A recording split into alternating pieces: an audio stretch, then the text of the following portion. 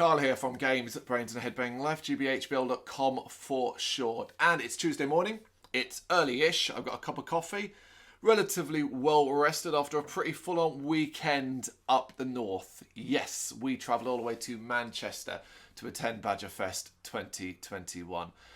Something that I can honestly say was a phenomenal experience. Normally, like after a couple of days after a gig or a festival and stuff like that, you start reflecting and go, well, okay, what bands didn't I enjoy? What perhaps wasn't as good of an experience?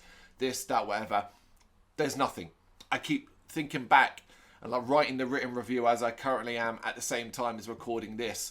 I'm like, we've got nothing bad to say. We're not just talking about the bands we saw. We'll get onto them in a bit. We're talking about the festival as a whole, how well run it was, the location, and just the overall vibe we got. We come from London.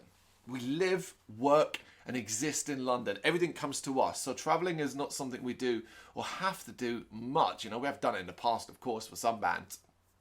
But in our later years, and with our more focus on the future of the scene, we're finding ourselves drawn more and more to going further afield to see these bands that are plying their trade in the underground, who can't afford, can't get time off work, or just don't have the ability to travel all over the country. We've got to go to you, and we want to. And based off the sort of bands that appeared in this lineup, it's more than worth your time, effort, and money. It really was an incredible weekend. As I said, it was immaculately run. I don't think I've ever been to a festival, like an indoor sort of small festival like this, that has been so well run. Like, it was incredible to see how tight times were, how the changeovers were for bands, how quick it was, how easy it was to sort of move around, go get a drink, merch sales. Oh my God, what an incredible experience that was as well. Something, you know, if you remember our Bloodstock review, we were screaming about how piss poor it had gotten, where trying to find your new blood bands and your smaller bands that really need those merch sales, you just couldn't get them because of how poorly set out it was. No such issue at Badgerfest. You know, on a Friday there was a section where the sort of official merch for the festival was on sale, and then next to that was some of the band's merch, I guess, if they brought it. Whereas on the Saturday and the Sunday, when it was a bit more of a full day, you know, effectively a corner of the pub became theirs. And you could sit there, you could chat to band members normally after their set, you know, they'd have family members selling their stuff, reasonably priced. I mean, look, I'm wearing one that I picked up there. They were fucking great, by the way. So that aspect we just adored, and we probably spent way too much money on merch. But, you know, it kind of made up for how little we spent at Bloodstock in that regard. But yeah, like the pub itself, getting drinks, just being able to grab one, go straight into the bread shed, and just watch whichever stage, two stages. There was always something on, you know, even in the intermission part that went on a little bit, even that sort of just flew by. And if you didn't want to do that, man, you could just hang out. We're from London, as I already said, and it's obviously known as not exactly being the friendliest city in the world. And that's something I think, you know, reflects with us sometimes, where we're not used to overt friendliness, and we had to adjust sort of our London attitudes to be up there, and it was fucking fabulous. It is one of the things I'm going to take away from this more than anything else, which is just how wonderful, friendly everyone was at this festival. It was so fucking lovely. It really touched me, taken back by it, you know. Something as simple as this. I'm going to tell you a little story, and this is, I guess, reflective of how shitty it can be in London, and I guess the country as a whole. I'm at the bar, and there's a few people at the bar, and a couple of people alongside me to my left, you know, and I've been standing there maybe 2-3 minutes, not long and all that. Now, obviously, it's a cutthroat world, right? You waving your money, you're getting your card out, you're trying to get that eye contact with that bar person so they can come and serve you next before someone jumps in further down the bar and so on. That's what happens. And I see some bloke, he'd come up and he'd join the bar, obviously, after me. Bar person went straight to them, and I watched him go and past several people to point at me and go, no, that guy was first. It's such a small thing, but I was like, oh my God. Like, that just never happens in London. And I don't want to sound like I'm running London down, like I'm suddenly now going to Manchester's the best and stuff like that. That's not what I mean. I love my city. I love where I come from. I love what we got here, and I love a lot of the community too. But that community spirit there, and as part of Badgerfest, was simply eye-opening and warmed my heart, like I said, and just left such a good vibe it felt so good just to let down my defensive walls, my expectation of defensive walls of people being rude to you or pushing past you or trying to shove you out of the way in a gig and all that, and just go, no, this is actually not how it is here. You can relax and you don't have to be on your guard and waiting for someone to come plowing through behind you at the show. That was incredible. You know, my wife and my sister-in-law are very small women. People moving out of the way so they could have a clear view. No one was standing directly in front. And if they did it by accident and quickly realised and sort of shuffled and stuff like that. This shit was amazing. It was incredible. And of course, just being able to talk to people, just saying hello to people, and just, you know, sometimes you go to the toilet and you're just sparking up a conversation about something very, very small and something very, very easy. And it was just so natural and fun. And of course, the bands themselves, everyone that played here, everyone that sort of stood around, hung around, talked afterwards. My God, what a great showing for the scene, particularly going into this weekend. We'd taken a little bit of a hammering thanks to, obviously, you know what, some pretty horrendous stuff that was said online and the fallout from that, from one of our bigger festivals and people involved. This really reaffirmed a lot of things where it's like, no man, this is acceptance.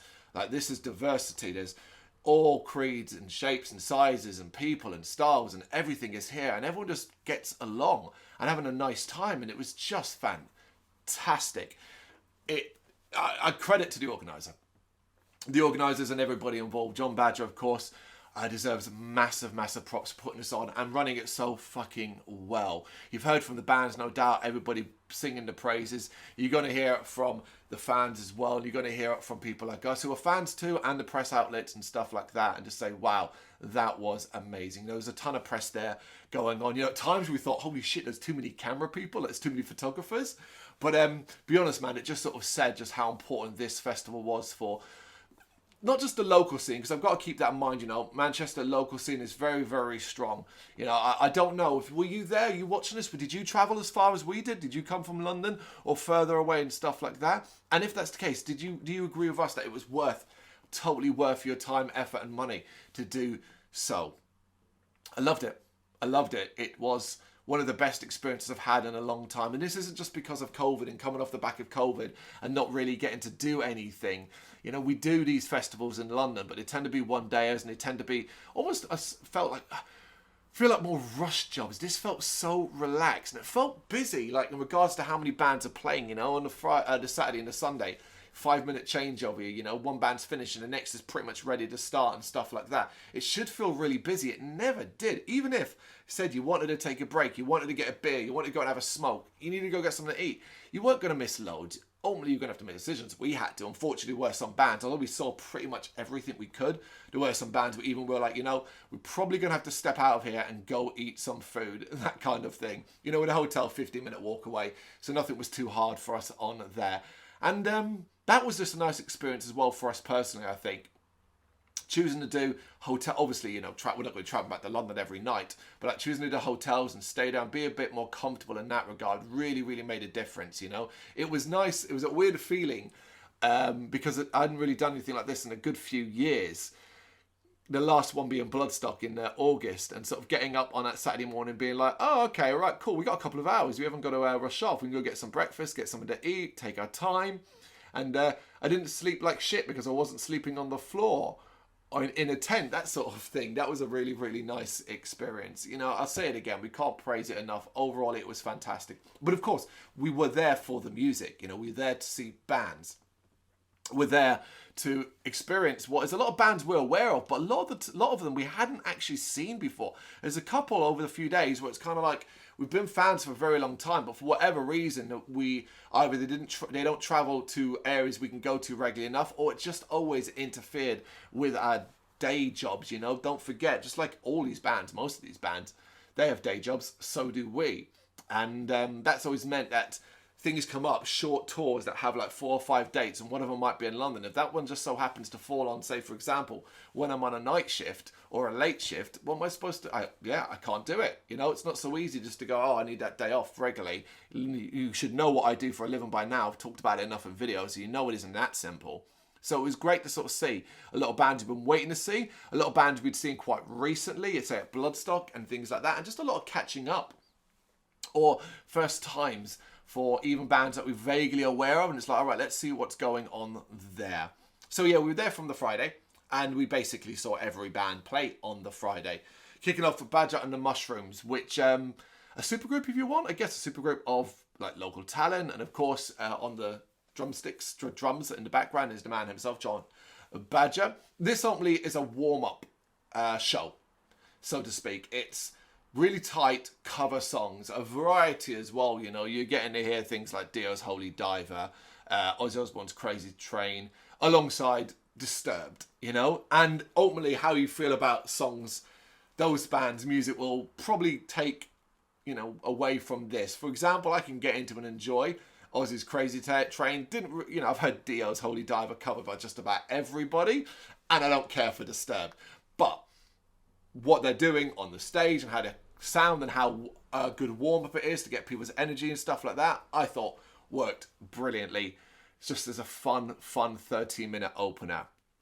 Same with Brrrraains Allies. That's where the really meat starts getting going. You know, they're the ones properly kicking off the festival in regards to original music. So they do a pretty good job. But the one after, Grief Ritual, is a real surprise for me. You know, it's a band I've enjoyed on record. It's a band we interviewed a few years back at Bloodstock as well. Excuse me, quick sip. And Grief Ritual absolutely blew me away. Blew me away. It's like easily one of my memories of being the heaviest band I saw of the weekend. Like just proper like, oh shit, this is going to do some damage to my one working ear. That kind of thing. Really, really into it, you know. It's miserable. And they come across a little bit miserable on stage. But to me, that fits and works with it. The band completely do a great job. Following that, Basement Torture Killings. This is one of the bands I talked about at the start, where it's kind of like, I've been waiting to see you. The stars have just never aligned before this, and then COVID hit, and it just hasn't since then. So this was a real golden opportunity for me, and I was right at the front for this, got right to the front of the stage, and I loved it. I loved it. Their brand of grind and death just really sells. I think they're a band that draw you in on the visual and the sort of style they're going for, you know, the torturous, sadistic murder stuff with the quite garish and visible. I mean, we bought one of their t-shirts at the festival, and it's a t-shirt that I was like, well, can never wear that anywhere because fucking hell is that one troublesome. Not troublesome in that way, it's very offensive. Like, it's such a garishly wow that you can't. I'd be worried about even wearing to something like Bloodstock because there are children about. It's that kind of thing where it's like, I love it, I really do. The art is amazing, but man, oh man, it's going to get you some looks. So that all works, and of course, Beryl, the front woman, the focal point of the band is quite like staggering, captivating to watch. It's quite a unique experience, you know, sided by these burlier men who have this sort of serial killer look to them and stuff like that. It's really eye-catching stuff, and I think that's what draws you in. And then you end up hearing the music, and that's what you stay for. And it's like, shit, man, this is intense, this is aggressive. These guys are really, really delivering on this sort of feel and pantomime serial killer style thing. I loved it. It's one of my favourite bands of the weekend. And really, these was a band with more curiosity than anything else. It was like, don't really know them. Be awesome to check them out. Brilliant again. Amazing. Just really, really heavy stuff that completely ends up drawing you in. 30 minutes doesn't feel like long when you watch a lot of these bands. I think they did 35. But the more you watch, and then you're like, oh shit, the time is just flying by as they're powering through song after song. And then they're like, all right, this is our last song. And you're like, holy shit, I've loved this. I've really enjoyed it. Same with Beetlejuice. Headliner, 40 minutes for them. Caught them at Bloodstock just gone by, but it was early morning, Saturday or Sunday morning? Saturday. Beetlejuice. And I enjoyed them a lot there, but main stage, bright sun, a little bit hungover, obviously. This felt more like this is how I wanted to see Beetlejuice.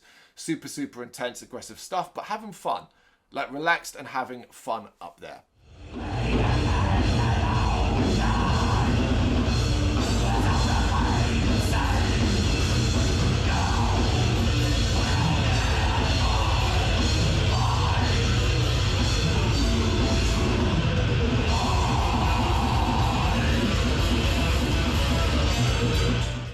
Brings us to Saturday, a little bit hungover, but not feeling too bad. Went to catch the very first band playing, Recall It Remains.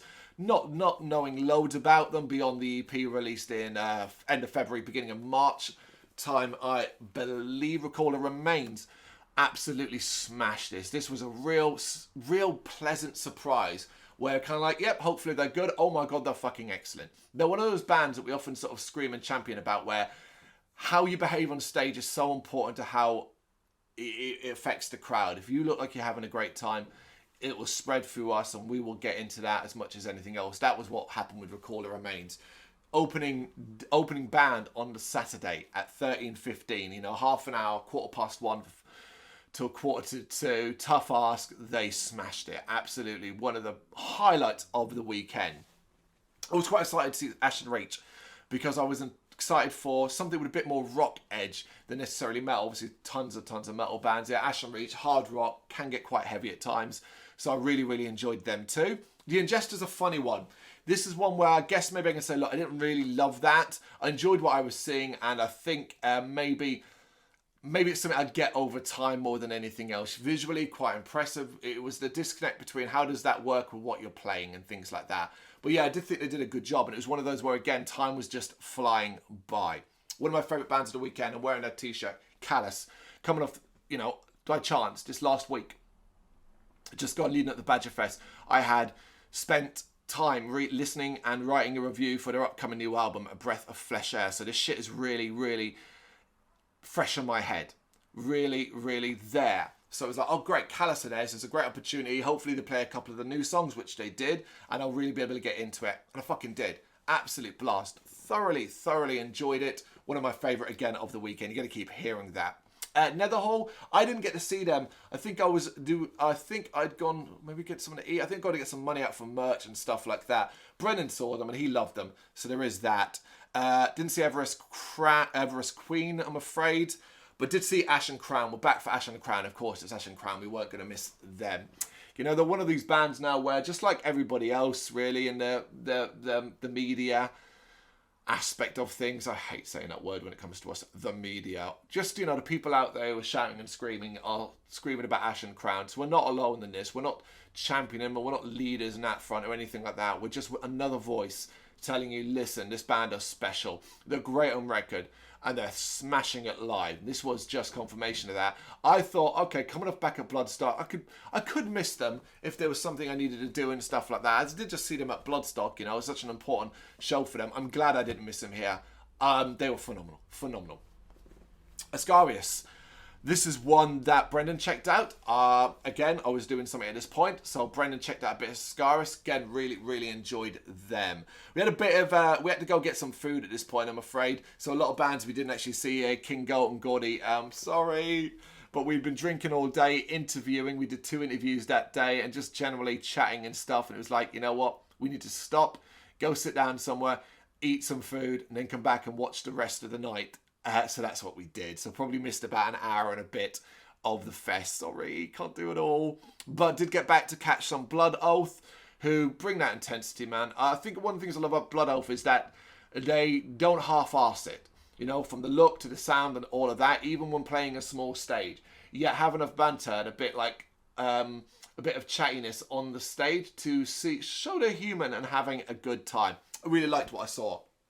But it's Red Method. And Red Method are one of these bands I've said a couple of times where, again, stars just in the line, and I've not seen them to date, even though I'm a massive fan of them. And this was phenomenal. My God, one of the most energetic sets of the festival up there, certainly is. 30 minutes absolutely flew by. I thought they fucking killed it, absolutely smashed it. Just so watchable, so listenable, right mix of melody and heaviness. Killed it, absolutely killed it. And the last band we saw that days we didn't see, King Witch, was the headliner, Crystalla. Amazing. I mean, amazing. They are one of those where you're like, yeah, you have to be headlining festivals like this. Like, you are at this level. You deserve the spot you've been given. And you've proven over and over again that even after so much time, you know, I think they said it was their first show in 2 years, obviously following the COVID lockdowns and stuff like that. You would never have known that. You'd have never known that. It was blistering. It was fucking intense to watch. But it was just so much fun. Absolutely smashed it.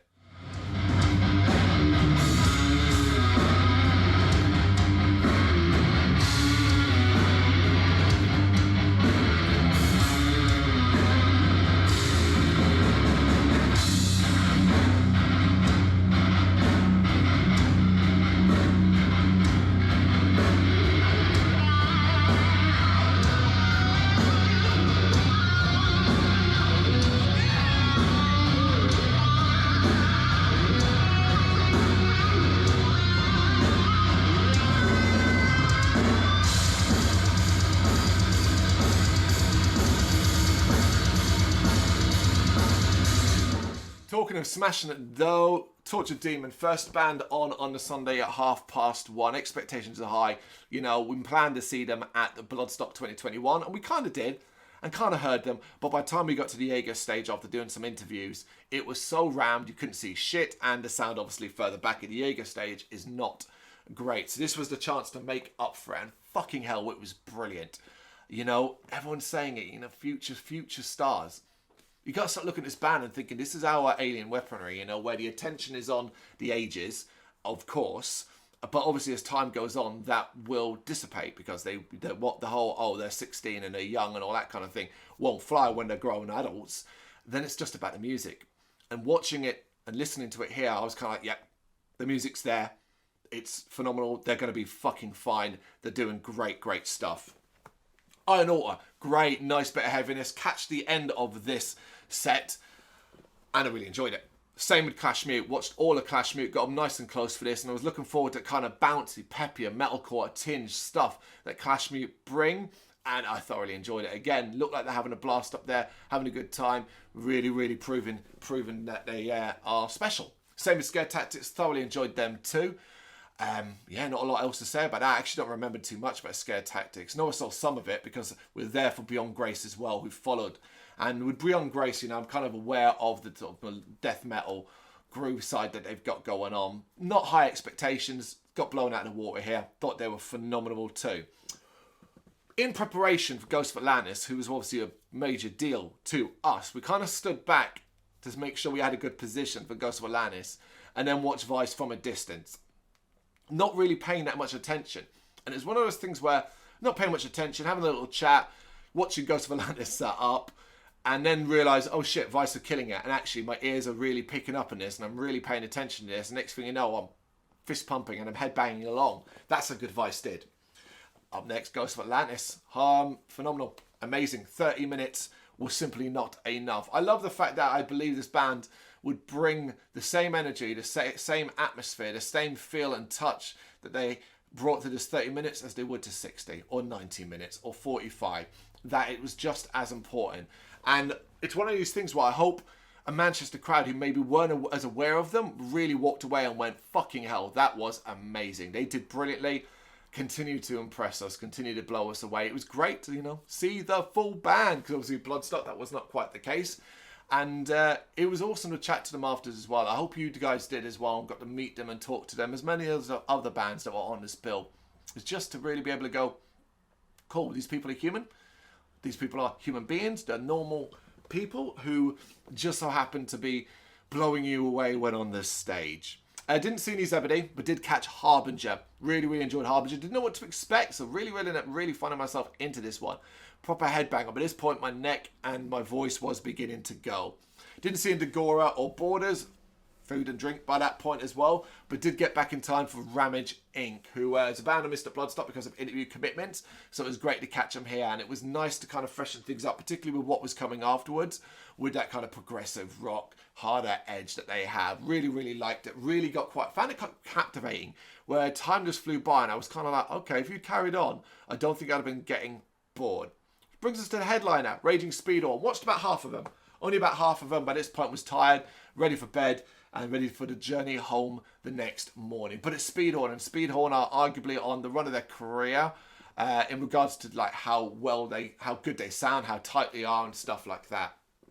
Obviously, with the new album Hard to Kill in the bag as well. It's Speedhorn. They're pulling a huge crowd, lots of energy. People are fucking loving it. I loved it. It was Speedhorn, and I think that nowadays brings enough weight with it, where it's not dismissing and be like, oh, it's Speedhorn being Speedhorn. No, it's not. It's Speedhorn being Speedhorn. And that makes you go, yep, know exactly what you're talking about. And that was it. Headed back to the hotel room, fell asleep, woke up the next day, train journey back to London, and here we are. As you can see, saw almost every band we possibly could. The bands we didn't see, or the bands we kind of glossed over, it's simply because either we were doing something during it, so we only caught a song or two here and there, or as we said, we're human beings who had to get some drink, rest, and eat some bloody food. You know, God, we always do this to ourselves. We do this to ourselves at festivals, like we want to see everything we can. We're like, no, we have to stop and take a moment and eat and just recharge, so to speak. But it always end up feeling guilty, particularly missing bands that you really want to see, or bands that you know you should because you want to talk about them afterwards, and it just is what it is. Hopefully next time.